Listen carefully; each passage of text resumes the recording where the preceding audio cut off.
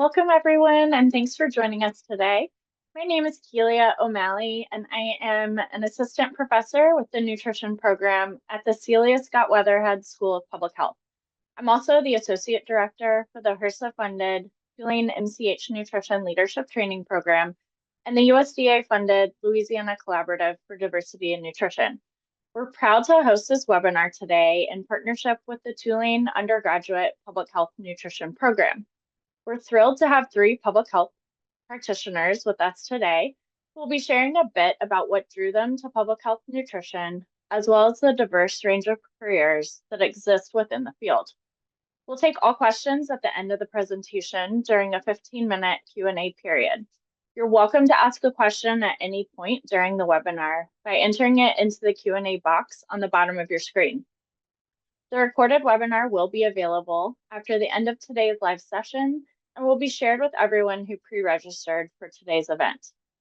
A survey link will also be distributed at the end of the session today. If you could take a moment to complete this short but really important questionnaire, this helps us evaluate our work and improve future webinar offerings. And now I'd like to introduce a few folks from our team who will be providing support today. Lauren Futrell-Dunaway is a registered dietitian and assistant professor in the Celia Scott Weatherhead School of Public Health undergraduate public health studies program, currently working to expand nutrition courses and degree offerings, which include a newly launched public health nutrition minor. She'll be supporting timekeeping and the Q&A session today. Eleanor Simon is a first-year MSPH nutrition student at Tulane and a HRSA-funded MCH nutrition leadership trainee, who will also be monitoring the chat and Q&A box today.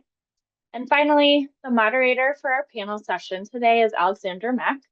Alexandra is a first-year MSPH nutrition student at Tulane and a HRSA-funded MCH nutrition leadership trainee. Please join me in welcoming Alexandra, who will introduce our panelists today. Thank you, Dr. O'Malley. Really exciting today to have our three panelists. So first we have Christina Miller. Christina is a clinical resource coordinator for a blood sugar control study in the epidemiology department of the Celia Scott Weatherhead School of Public Health and Tropical Medicine here at Tulane. She completed her MPH in nutrition at the same school in May of 2023 after serving over 3 years with the Peace Corps in Guyana as a health education volunteer. Outside of work, Christina has volunteered with several urban agriculture organizations and serves on the community committee for Sprout NOLA. When she's not trying to grow vegetables or identifying caterpillars, she engages in several hobbies that she thinks she's astoundingly mediocre at. Next, we have Christine Crevelling, who helps lead philanthropy strategies for the UNFI, North America's largest food sailor. Her work includes overseeing corporate giving as well as the UNFI's foundation's grant-making initiatives.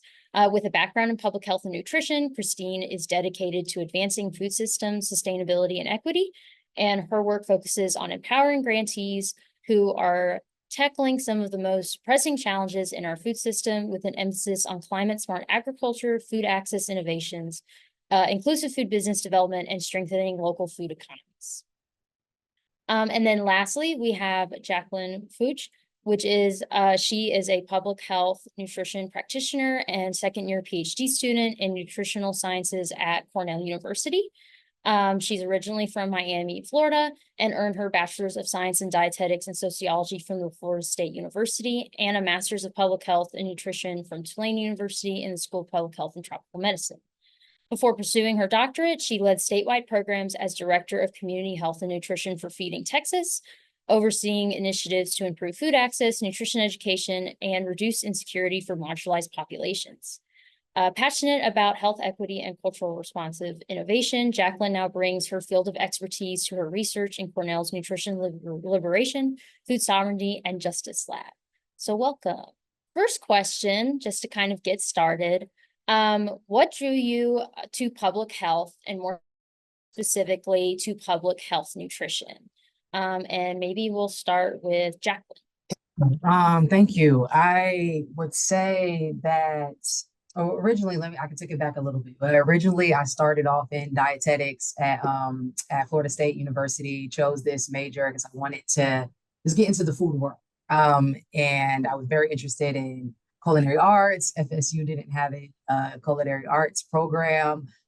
So I was like, what is this dietetics thing? I never heard of it. It's just not something that's discussed. Growing up, it's not one of those doctors, lawyers, engineers, or the professions that you hear about a lot. So I was like, I want to do food.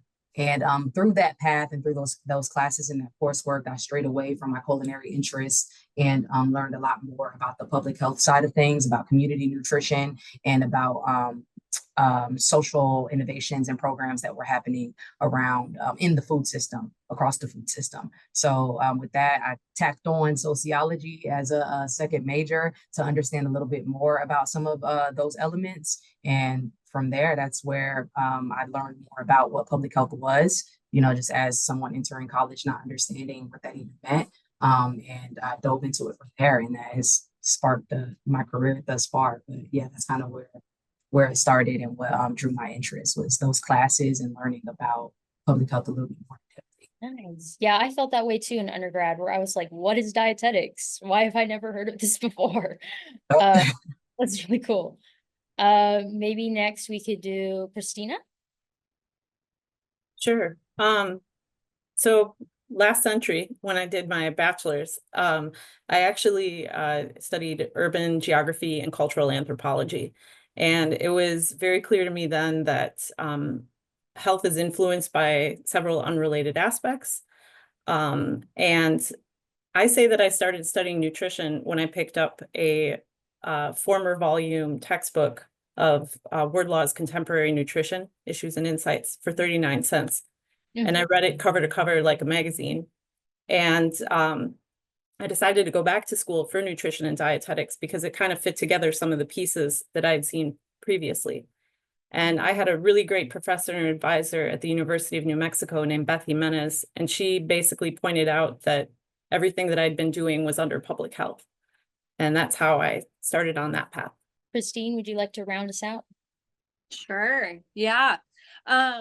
What drew me to the field, from my youngest memories, I think, are being in my family's garden and very food-centric family, snapping green beans, picking apricots. And I was raised in Southern California, so, we grew all kinds of things. And my mom is also a registered dietitian. So I had her in my ear growing up, and little fun facts, carrots are good for your eyes and this and that. And so, looking back to when applying to colleges and having to declare a major, and you're like still a child, essentially, that it just felt like a natural path, because I already knew a little bit about the field and had grown up hearing her stories about different patients she worked with. She ended her career with at Children's Hospital, working specifically with cystic fibrosis patients, and what has been published, and did a lot of research. And so was very interested in her stories and experience. And so that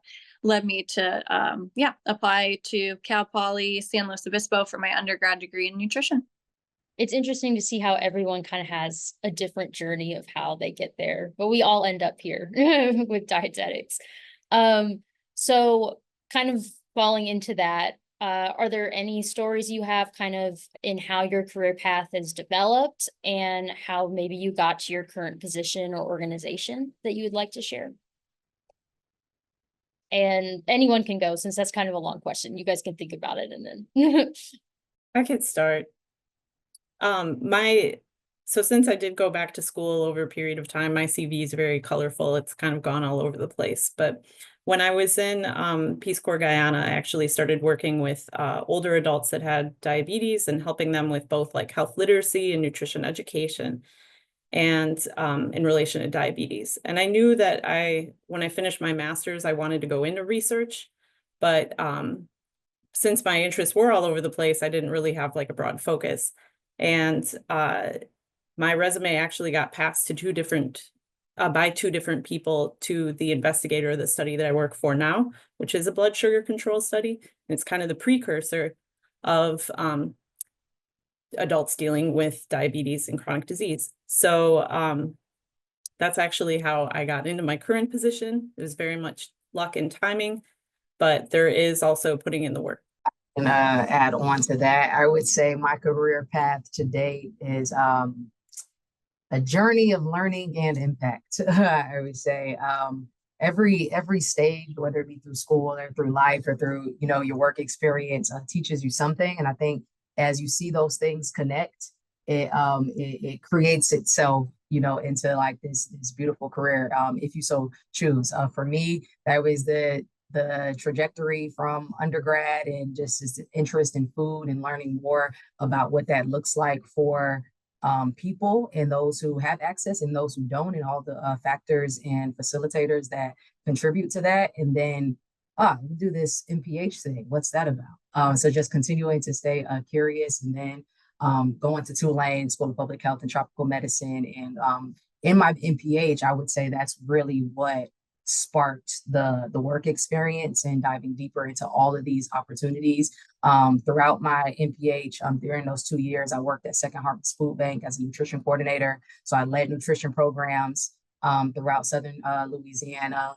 Also, I was research assistant, the PRC. I don't know if that's still at Tulane, but just working and learning, going to different lectures, going to conferences. Like, I was really involved. I took leadership roles in the society, I don't know, that organization at Tulane for students. And from there, that is what really got me into this path. Not one of my advisor, Dr. Jelana Sheets, was instrumental to kind of setting me on the right path.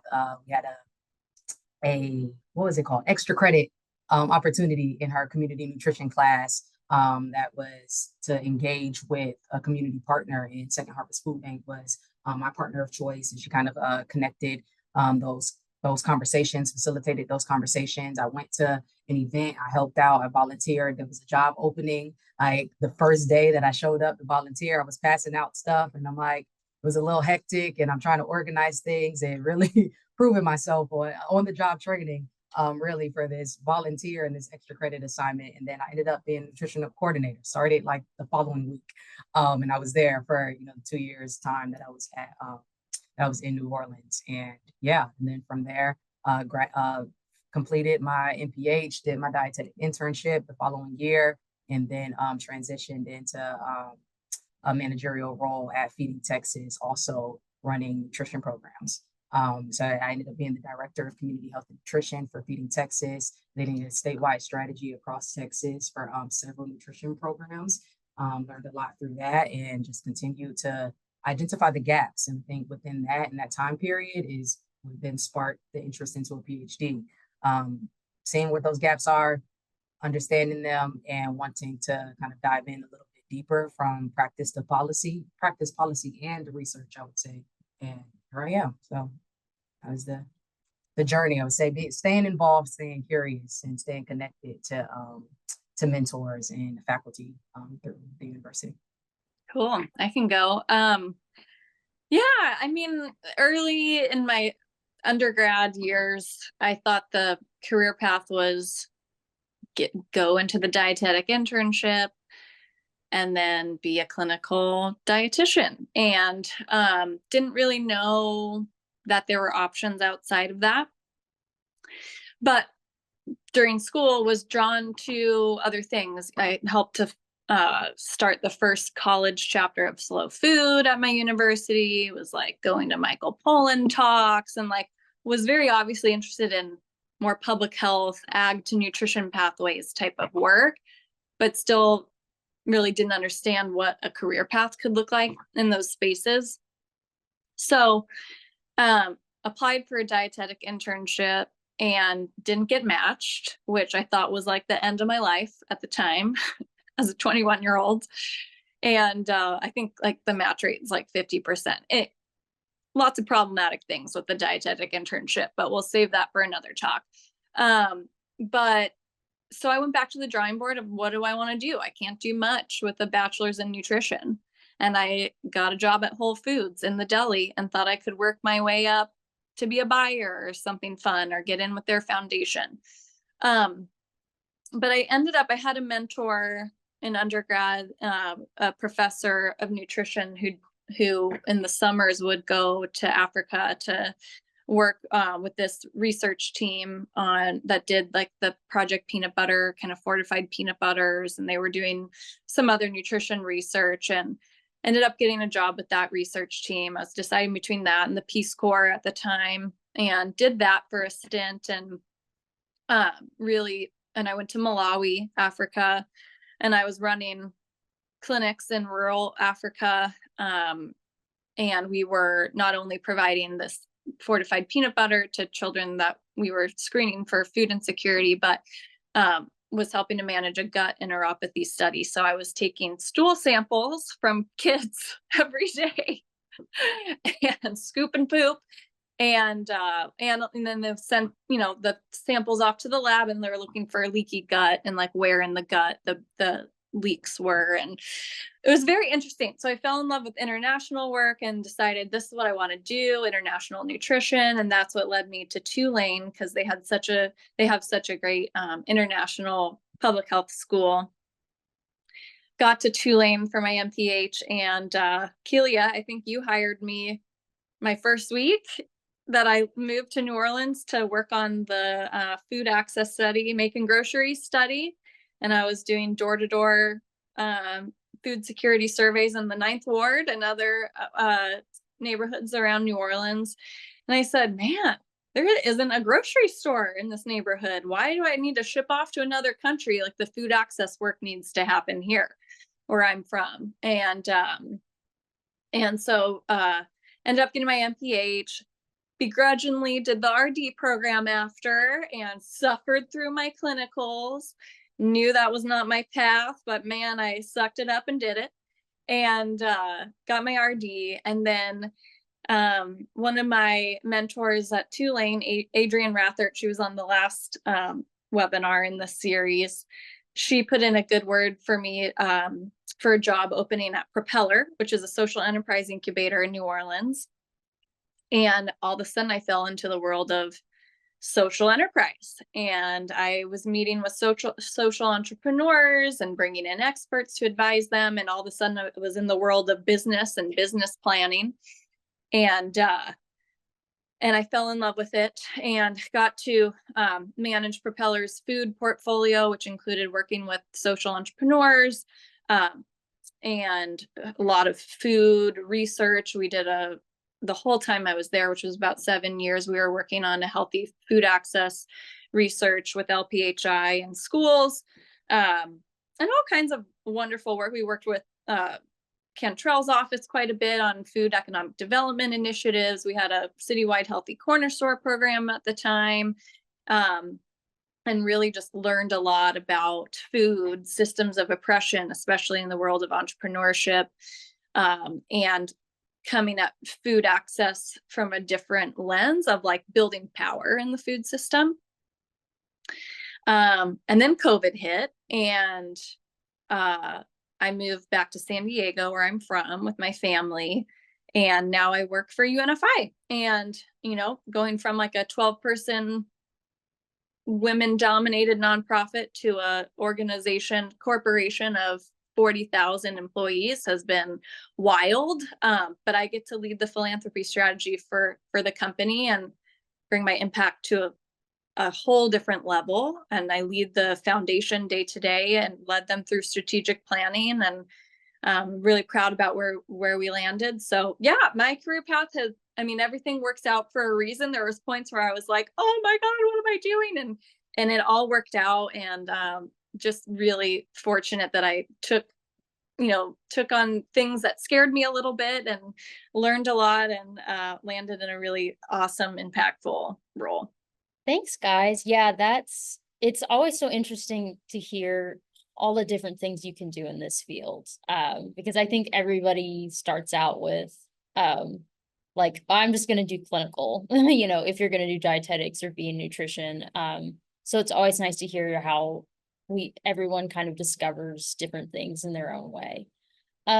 So our next question is, what advice can you give to prospective public health or public health nutrition students as they explore their own educational and career paths? Okay, I'll start. Jacqueline kind of touched on this a little bit, but I do think it's important to kind of seize opportunities that come up. Whether it's a class or like piecework or gig work, or volunteer opportunities, because those also kind of provide sort of natural networking settings. And they serve not just you and your degree and your progress, but they also serve the larger community, which I think is important, at least to my value system.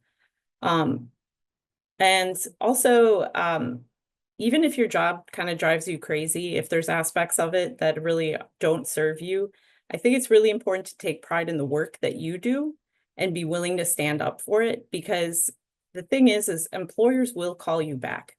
Even last month, I had a request from a previous employer just to help them put together a presentation to an international organization. And my name is on that as well. And I think like that just kind of helps you keep the ball rolling, keep up with like your different interests, because when you're working a job for several years, sometimes your interests kind of fluctuate. And I also think that you have to remember that timing, especially as you graduate and you're applying for jobs and you're applying for 50 jobs and you don't hear anything back, remember that timing is everything. It's not just you. So if you're not hearing a call back, just wait. You will get a call from someone. And we go with the quote here that I love. That's the things that excite you are not random; they are connected to your purpose. So follow them. That is something that I have posted on the wall that I think is really beneficial to me, because this field is public health in general is very broad. But seizing those opportunities and leaning into your interest and not straying away from what you're actually interested in because you think that there's this supposed linear path, but carving your own lane through the things that just draw your attention and not ignoring them is how you find your niche. And for a lot of us, that niche is nutrition, but even in that, there's it's very broad. Food is absolutely everywhere across the food system, from consumption to from production to consumption, to metabolism. And for those interested in the clinical path, similar to Christine, I fought through a dietetic internship and fought with the idea of what does being a dietitian look like when the clinical route is not really the interest, the spot for you. So how do you focus on what you're interested in, not shy away from what you're interested in, lean in because it is not random.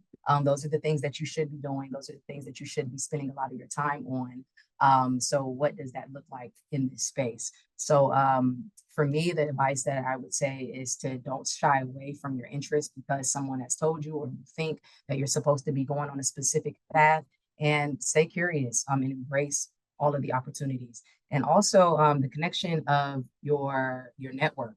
Lean into your network. Again, this field is broad topically, but as far as on a personal level, it is very small. You will see the same faces around, especially if you are currently an NPH at Tulane, then those lectures, those people that are coming in, your faculty, they're connected to people, those conferences, everything, absolutely everything that I've done, that I've touched in any capacity, and the people that I know and the network that I have in this field is fully connected all the way back to, I would say mostly my MPH more than my bachelor's. Feel a little lost in the sauce of that. But sometime around that master's, you start figuring things out and making the connections that matter. And I can't give credit enough to my mentor advisor, professor, who I now call friend, Dr. Jelana Sheets, who really, who's at Tulane and really carved the lane and helped me out and mentored me and shepherded me through this career. Almost everybody I know is connected back to her. And like Christina said, people will call you back. So you would still see the same faces. And speaking of like guest lecturers and different things, they're taking advantage of those opportunities. I remember people coming through. I believe Dr. Chelsea Singleton is there. Now she did a lecture and her postdoc mentor is now my PhD advisor. Dr. Angela Odoms-Young, and Dr. Odoms-Young talks about her all the time. I have never actually talked to Dr. Singleton. I probably should reach out, but I hear her name a lot. I see her name on papers and posters around the office. So like I feel like I know her. And then also Dr. Tashara Lee, who's at Cornell. The reason I met her and that I'm even at Cornell now is because she had a lecture at Tulane when I was there during my during the RD time, and spoke to her, got to know her then. 4 years passed. I'm now applying for PhDs, and I reach out to her, and she shepherds me through the process. And I'm now at Cornell. I would say a big part to her and a big part to Tulane Slav, who brought her in, that I was able to establish that connection. And someone else I now call mentor, who is very crucial to my current career growth. So I would say those relationships are absolutely everything, and taking those opportunities. I also did the HRSA MCH leadership program. Absolutely awesome. Yeah, so I said a lot, but hopefully there's something in there. But yeah, connections and collaborations are absolutely everything. They mean the world, and don't shy away from what you're interested in. Lean in. When you find yourself scrolling, when you find yourself, 1,000 tabs on your computer and all of them are related in some way, the conversations that you have over coffee that you naturally bring up, whatever that is, it's not. And if it's not public health, that says something too. Don't be afraid to pivot. If you're like, I don't even think about this, like I don't wake up and this is not on my heart, like, that's a whole nother conversation. But also don't be afraid to pivot and do what you're passionate about, what comes natural to you to think about. Yeah, I think my advice would be definitely seek out opportunities to continue to learn and grow and develop new skills. Like when I was in the dietetic internship, I remember calling one of my mentors at Tulane School of Public Health and saying, man, I need something else to do. Do you have any research? Like, I'll volunteer with you. Just give me a project that's more public health nutrition that will engage me while I'm getting through this other internship. And yeah, she put me to work and got to work on some cool research. And yeah, and I would say think outside the box, because the food system needs public health professionals all across the food system, whether that's from how we produce food, how we distribute it, like UNFI, to the CPG brands that are buying the food. There's so much power in procurement, and from the retailers and the access to capital organizations. That's, I'll say, probably what got me the job at UNFI was that our board chair at the foundation was really interested in impact investing. And when I was at Propeller in New Orleans, I was very interested. We had just launched a loan fund for our entrepreneurs, and I wanted to learn about it. I didn't know much about finance besides the very basics, but I knew that access to capital was the biggest barrier that all the entrepreneurs in the food system that I worked with were facing, especially the entrepreneurs who were BIPOC or women. And so I said, could I get involved with our loan fund? I don't know much about it, but I'm a strong project manager. I want to learn. And so our CEO slotted me in to help with project management, and ended up kind of taking over the full project and making sure that we were getting entrepreneurs into the pipeline for loans, and that they had a good experience, and that the underwriting was solid, and that they were paying us back, and all of that. And I'm pretty sure that experience got me the job at UNFI.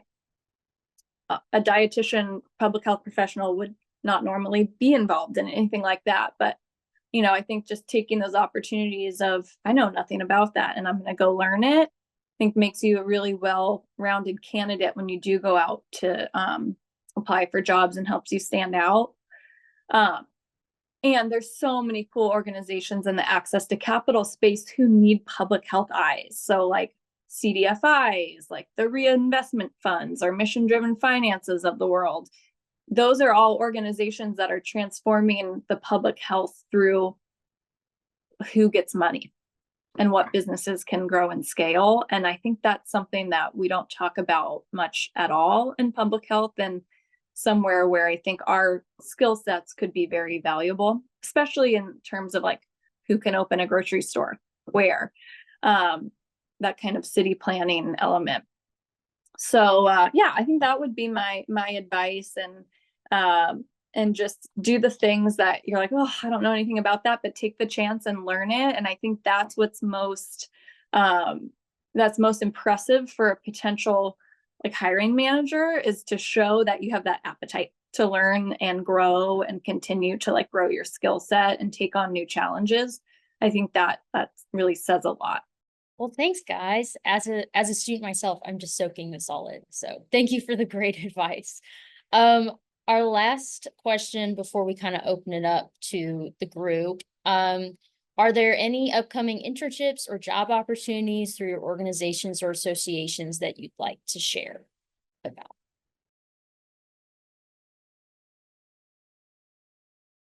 And if not, that's okay. In Cornell graduate school, specifically in nutritional science. Yeah, feel free to connect with me on LinkedIn. It's kind of in the corporate world, it's a rough time for sustainability. I'm on the sustainability team officially at UNFI, although I run the foundation 100% of my time. But there's the very anti-woke, anti-DEI, anti-sustainability movement out there. So it's tough. We're definitely not hiring. But our grantees are hiring all the time, and we have a network of about 66 grantees, Sprout NOLA being one of them in New Orleans. And there's lots of groups on LinkedIn to plug into, and like sustainable ag. Lots and lots of the food brands that I work with have their own foundations.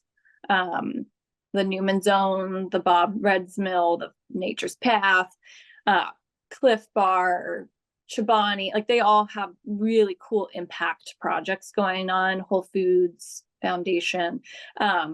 So those are interesting to look at if you do want to get into the more corporate space. And I would say plug in, if you're local in New Orleans, like plug into the New Orleans Food Policy Council. There's all kinds of cool groups. Get on volunteer at a local food nonprofit, and that networking could be really, really valuable. Yeah, that would be my advice. But feel free to connect with me on LinkedIn if you're interested.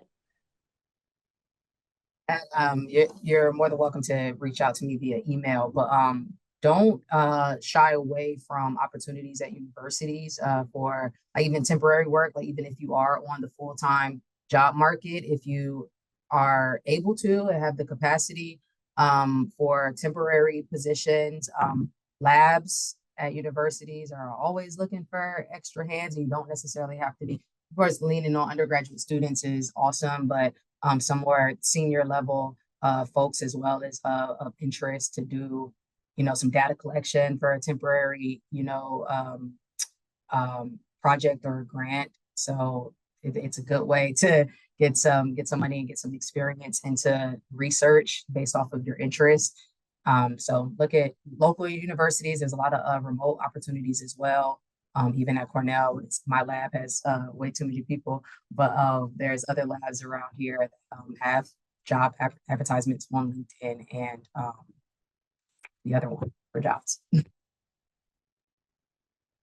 Jacqueline, this is a follow-up question for you, Jacqueline, that's actually in the Q&A. So the question is kind of food science versus nutrition science at Cornell specifically, but since you kind of have dabbled in different areas of interest in nutrition along your path, do you have anything to kind of add or say in terms of like difference between food science or nutrition science at Cornell specifically?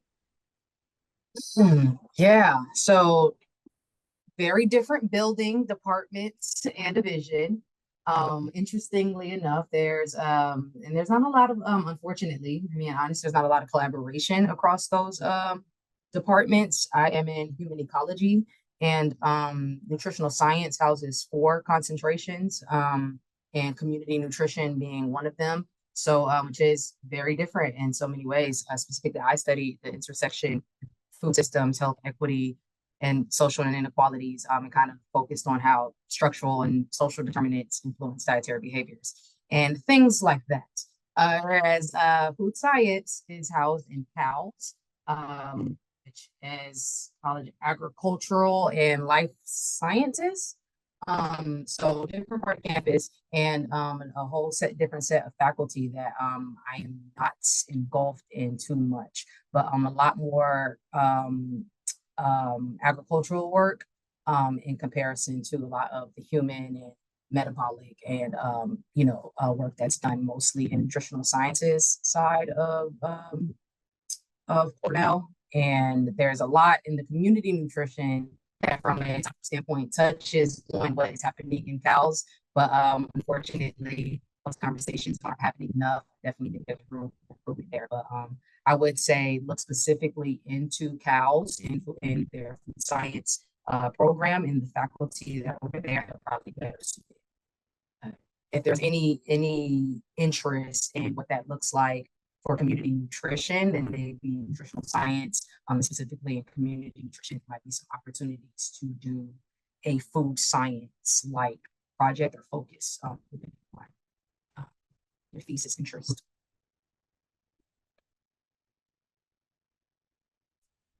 And I just wanted to add that Tulane has several studies that are hiring for research coordinators, which can be a good entry-level position. And research is constantly changing. We do short-term studies, pilots, feasibility, and then there's longer-term studies. It's very common for research coordinators to kind of move between studies. And not all investigators are open to this, but both me and my investigator are very open to having student interns and student employees. Currently, there are 5 that are working under me. And it's also because I want students to have a good experience, to be able to access information and training. And I don't want to open a door that suddenly everyone's like, I want to help, but I do actually need someone with a nutrition background to help with, we use a system called NDSR, which is a nutritional database software out of University of Minnesota. And having nutrition students that have know a little bit more about the food science is very helpful in that. So you can reach out to me by email. You can try LinkedIn. I'm not the best at it, but please feel free to email me. Okay, we've got some really great questions in the Q&A. There is one that I thought was really, they're all great questions, but I would love to use our time to do this one first. So the question is, given the anticipated political landscape, and I appreciate that this person was boundaried and said without getting too far into political views or opinions, what concerns do you have about nutrition and food safety, public health nutrition, and perhaps what are you hopeful about, or what work would you like to see continued? Is anyone feeling brave in this space to respond to that shortly this afternoon? I would say there's so many. Thank you for that that question. So many changes are on the horizon. I think specifically to just the educational system, thinking about what that might look like for the Department of Education. But specifically in this space, I would say one of my biggest concerns is how policy decisions might exacerbate disparities in food access and nutrition security. For example, like funding cuts to programs like SNAP or school meals could disproportionately harm marginalized communities who rely on them. So I would say that would be my answer for the biggest concern. On the hopeful side, I see an increasing momentum around local food systems and community-led initiatives, which I think is exactly what we should be doing and thinking about more collaborative and localized efforts. There's a growing awareness of the importance of food sovereignty. And yeah, so I think addressing systemic inequities in the food system is getting a lot more attention. So I think putting a lot of our interest there, I'm optimistic about kind of the power of grassroots efforts. There's no shortage of that in places like New Orleans and what social innovation in the food system looks like there. I loved being there and being able to be a part of that. I've unfortunately lived in other places before and after New Orleans that is not necessarily the case. So I would say New Orleans in a lot of ways probably a result of disaster, unfortunately, kind of in post-Katrina community, that those innovations were required in order for survival in a lot of ways, and to bring people together and to survive. In a lot of other places, that wasn't the case back then when I was in New Orleans in 2017 and shortly after. But now I would say now in 2023, 2024, other cities, urban cities and rural, are getting more into the understanding of what a localized food system looks like. So in spite of the political landscape and what things that might happen from the top down, there's a lot happening that can influence bottom. So I put a lot of faith in those grassroots initiatives, and it's a lot of the work that I do that I find to be very important. So if that's of interest to you, I would say put a lot of energy there, because I do think that it will prove itself to be beneficial in the long run, in spite what the federal government is doing. That was fantastic. Thank you for that. I wanted to address another question. And Christina, this one might be good for you because you mentioned that that your PI and your team was open. So it's a question about epidemiology specifically, and if there are opportunities for undergraduates interested in epidemiology to work on any of the studies that you're working for. There are studies that definitely do hire undergraduates. So it really varies by the investigator. Currently I have a research assistant that is in the, what is it called? The +1 program, where they're transitioned from undergrad to grad school. So that just kind of helps us know that they're serious and that that this is something that they want experience in specifically. I also, one of my other research assistants, she absolutely kept coming to my office, tracking me down and being like, I want to work with you. I want to work with you. I want to work with you. And I think she might be in the audience, so I'm not trying to embarrass her, but be persistent if there is something you are interested in doing. Because even if at that moment it's like a no, it might be a yes in a few months. Yeah, that's great advice. I would love to, I have a question that I'm asking because I talk about this with every student who comes to my office. I would love to hear from each one of you as we wrap up today. If you had to say, one skill that you feel like it made you the most marketable, that you really feel like you took away, in your time and your training, I would love to kind of hear about that because I think we think about, and I love, Jacqueline, how you kind of were mentioning kind of following what we're interested in and like kind of using that to guide us, especially within this nutrition sphere. And I feel like, for example, like becoming a dietitian, it's like, well, is that the skill? That's not really the skill. So what is one skill that you feel like made you really marketable, kind of connected the pieces for you in your career that you would kind of share as a last thought today? Do you want to go first, Christine? I'm calling on you only because I loved your example that you shared about like your project management and how that kind of transitioned you to the funding side of things. That doesn't have to be your answer, but I did love that answer. Yeah. Oh, what skill? I mean, well, first of all, I think that we all as public health nutrition folks need to be involved in policy advocacy. Mm-hmm. We all need to lend our voice during this scary, scary time when a big portion of the population doesn't believe in science. You know, even if you're a clinical dietitian, finding a way to have your voice heard. And I think that's, you know, and that can be at any level. That can be little p with your internal to your own organization. Hey, we need to rethink these policies. So if you see something that needs to be better, taking the leadership to not just like complain, but like, hey, I see this gap. So that like continuous quality improvement, I think that's really helped me in my career and helped me stand out as a leader, and something that I know UNFI leaders really value. You know, at the time that I was in my dietetic internship and after, I was just so disheartened by like the career path choices for clinical dietetics, and we can only drop a charge for diabetes education and renal, and like no wonder we can't make any money. Like, how are you supposed to survive in this field? And so I joined the Louisiana Academy of Nutrition and Dietetics board as their policy coordinator. And then all of a sudden I had access to our lobbyists.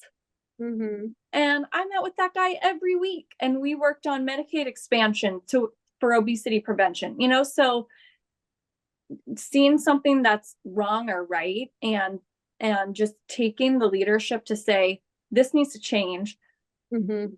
Don't even get me started on the Academy of Nutrition. We need fresh blood there, and they need to do so much better, and especially in this political climate. Yeah. And so seeking out those opportunities to have your voice be heard, because I know we're all passionate about these issues. And I think that shows a lot of leadership and helps you develop skills and gives you access to power. And I think that's how we all need to be strategically thinking right now. Yeah, that's great. Like the skill, like getting those skills around advocacy, like open doors for you to have more impact. What about you, Jacqueline? What would you say what skills really stick out in your training so far? Yeah, I would answer one as a forever student, right? And I would say that visibility and the skill of connection and engagement with people and collaboration, I think is something that has truly benefited me. That I think it's a skill that I am grateful for, that comes innately in a lot of ways. That I think has set me up for success in the field, but also I would say is starting with the end in mind. You know, like whether that be a class, whether that be a project or a job, or a conference, or wherever you find yourself related to building, you know, your network. That what is the end goal? Like going in with that helps to better facilitate, you know, success in that. So even if that's a job, like you might go in with the idea of money, but that's coming anyway. Like you will get paid, you know, like if you start a job. But what really is the goal in that space? And I think going into the jobs that I have had with that in mind has been helpful to actually pull and glean the skills that are beneficial to me, but you might not even recognize. Leaning in on what it is that your job title does, do it well, and take whatever you can take, whether that be, Christina mentioned NDSR. A lot of people haven't heard of that. A lot of people don't use it. And the ability to use it and being trained on that is a skill. So going into an opportunity to one, it costs money. So being able to have an organization that might pay for it, you would then come out with the skill of being able to say that you are NDSR certified, or whatever it is that you might use, any other dietetic tool that you might use for data. For me, going into Feeding Texas, right after my RD internship, I started as a senior program manager, and fully leaning in less than a year, promoted to director. And now I am managing $4.5 million of federal money to across the state of Texas and across 7 programs, direct education and healthcare and nutrition policies, and across 21 food banks in the state of Texas. A very big thing that seemed scary at the time, but I walked away with going in a little nervous about my abilities to be able to do that and to manage that, and walked away with a lot of skills from that. So I would say, one, the skill of connection, which may or may not come natural. If it doesn't, work on it. Don't be afraid to talk to people. Have some one-on-one mirror conversations before you go to a mixer, and do the hard thing. Get your elevator speech together. Do the hard thing if that doesn't come natural for you. And then in the background, lean into the skills that the opportunity can give you, even the ones that you might not even notice, whether that be a certification, accreditation, being able to budget funds and navigate an Excel sheet of millions of dollars, talking to talking to grant funders and being able to advocate for your constituents and these various skills that you might not even know you would get, grab it. So I think the skill of taking opportunity and staying curious is important.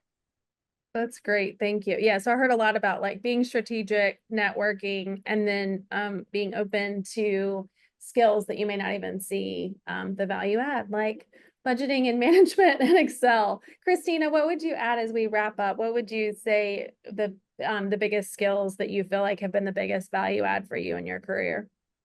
I think a lot of research, people rely a lot on quantitative research skills, which is very important. It's very sellable in a lot of environments. I do think qualitative research skills can actually be used a lot more broadly, especially if you're working directly with people. Systems thinking, systems design, that can be innate to some people, but if you're not even sure if it's innate to you, I do recommend taking a course in that. And I will actually, I'm gonna give another vote for Excel. I use it a lot. And I have advised students, if they've never used it before, make a spreadsheet on their own life, just try to get used to it and learn it. Absolutely. Well, thank you again to all of our panelists, sponsors, and participants for joining us today and those watching the recording after. A quick reminder that this archive webinar will be available after the end of today's session and will be shared with all who pre-registered. Additionally, please, if you could, take a moment to complete the short but important questionnaire that will be shared with you. There's a QR code on the screen. If you could share with us, and you'll also receive it when you receive the recording. One thing that would really help us is to evaluate our work, and also we really want your suggestions for future webinars, topics that you would like to see covered, people you would like to see highlighted. Thank you again so much for joining us today, and I hope everyone has a wonderful rest of your week and a great holiday.